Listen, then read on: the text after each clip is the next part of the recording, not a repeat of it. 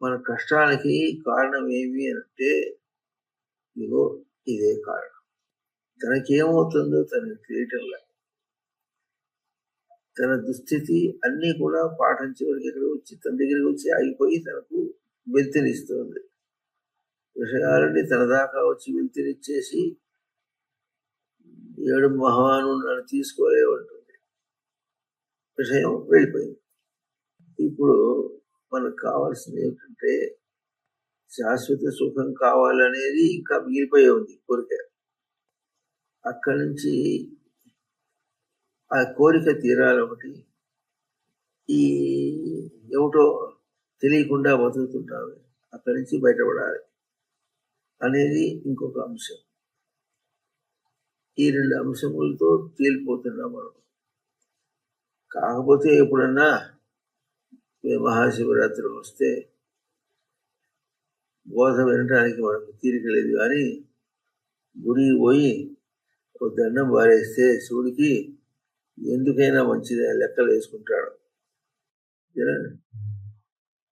సాయంత్రం అయితే ఏం చేయాలి?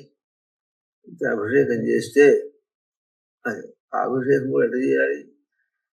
పిసినారి బుద్ధి, తెలివిలేని బుద్ధి ఏం చేస్తుంది? ఏదో వారేసి ఒక కొబ్బరికాయ ఇచ్చేస్తే కొబ్బరికాయ 4 అగరవత్తులు ఇచ్చేసేయాలి. బోధ వినటానికి పోయినా కొబ్బరికాయ పట్టుకొచ్చు, ఊళ్ళో పోయినా కొబ్బరికాయ పట్టుకోవచ్చు. ఇంతకీ కొబ్బరికాయ కొడితే మనకు ఈ కష్టాలు ఎట్లా పోతాయో మనకి ఇంకా అర్థం కాదు. అది కూడా ఏమీ అర్థం కావటం లే, తన పేరే అర్థం కావటం లే, శ్రీమాన్ అర్థం కావటం లే, పేరు వాడి స్థితి. వీడికి ప్రశాంతత రావాలి. దీన్ని 2 అంశములుగా శాస్త్రం మనకు చెప్తుంది. సర్వజ్ఞుడైన వాడు దర్శనం చేశారు. కొద్దిగా వింటే మనకు కూడా అర్థమవుతుంది. ఏమిటా 2 దశలంటే,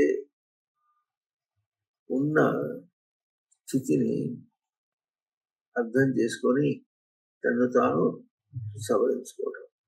ఆ తర్వాత సవరించుకుంటే మనకు ఫలితంగా ప్రశాంతత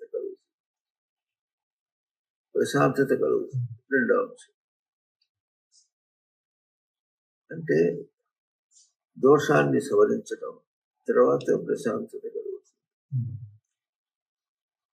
ఇది సంక్షిప్తంగా ధరించే ఉపాయం, అంటే దాటే ఉపాయం.